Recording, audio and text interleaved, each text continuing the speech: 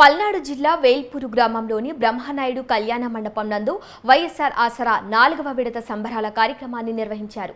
కార్యక్రమంలో ముఖ్య అతిథిగా పాల్గొన్న వినుగొండ ఎమ్మెల్యే బొల్ల బ్రహ్మనాయుడు 706 స్వయం సహాయక సంఘాలకు 5,51 లక్షల గల చెక్కును అందజేశారు. ఈ సందర్భంగా గతంలో ఎన్నడూ లేని విధంగా మహిళా అభివృద్ధికి సహకరిస్తున్న ప్రభుత్వం జగనన్న ప్రభుత్వం అని ఆయన అన్నారు.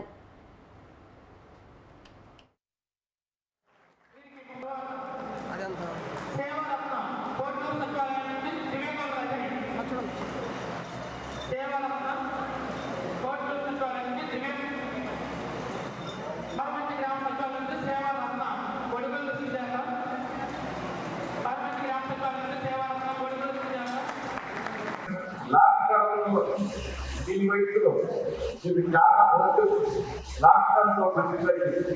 దానికోసం మనం ప్రయత్నం చేస్తున్నాం. ఈ వయసులో వాళ్ళని చదువుతున్నారు, మంచి మార్గం, మంచి స్థాయికి ఎదుగుతారు. అందులో ఎలాంటి సందేహం లేదండి.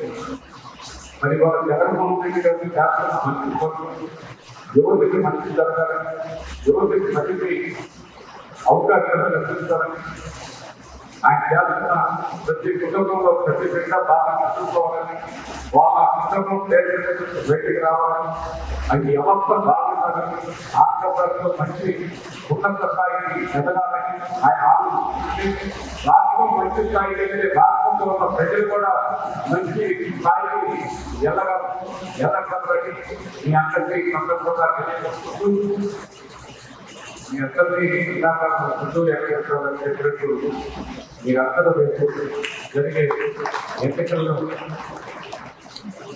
మాకు